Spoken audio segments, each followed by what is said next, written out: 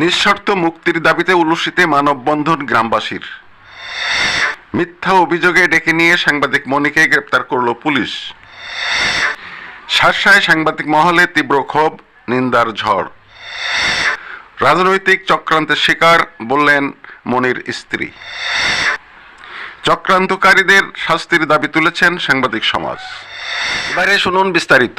যশোরের শার্শায় ষড়যন্ত্রের শিকার দৈনিক দিনকাল ও যশোর থেকে প্রকাশিত দৈনিক লোকসমাজ পত্রিকার শার্শা উপজেলা প্রতিনিধি সাংবাদিক মনিরুল ইসলাম মনির বিরুদ্ধে মিথ্যা হয়রানিমূলক মামলা প্রত্যাহার ও নিঃশর্ত মুক্তির দাবিতে মানববন্ধন করেছে এলাকাবাসী। শনিবার সকাল 11টার দিকে যশোর সাতক্ষীরা মহাসড়কের উলুশি গিলাপোল বাজারে এই মানববন্ধন কর্মসূচি পালন করা হয়। এ সময় গিলাপোল এলাকার শত শত নারী ও পুরুষ মানববন্ধনে অংশগ্রহণ করেন। তারা সাংবাদিক মনির বিরুদ্ধে মিথ্যা মামলা প্রত্যাহার ও সুষ্ঠু তদন্ত করে নিঃশর্ত মুক্তির দাবি জানান। তারা জানান, একটি সাজানো ঘটনাকে মামলায় রূপ দেওয়া হয়েছে, যেটি সম্পূর্ণ মিথ্যা এবং ভিত্তিহীন। উল্লেখ্য, গত 24শে সেপ্টেম্বর উলুশি ইউনিয়নের গিলাপোল এলাকার এক নারী তার ছেলেকে বলাৎকারের অভিযোগ এনে শার্শা থানায় অভিযোগ দায়ের করে।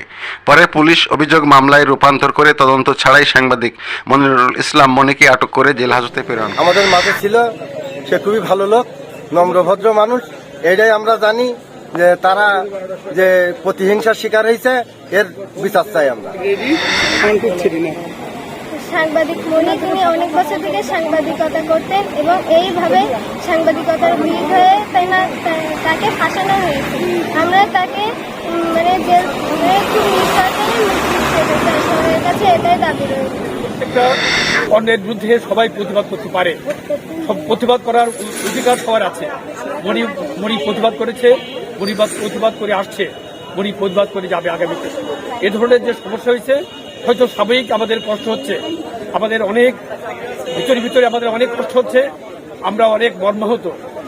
শুধু আমাদের সাথে আমাদের গ্রামবাসী আজকে সকাল থেকে গতকালকেও অনেক মানুষ আমাদের বাসায় আসছে, শত শত মানুষ, তারা খুব কষ্ট পেয়ে আমাদের বাড়ি থেকে চলে বলেন। আমার স্বামী মনিরুল ইসলাম মনি, তাকে মিথ্যা ষড়যন্ত্র করে এই মানহানির যে মামলা দেওয়া হয়েছে, আর রাজনৈতিক ক্ষেত্রে তাকে দমন করার জন্য এটা করা হয়েছে।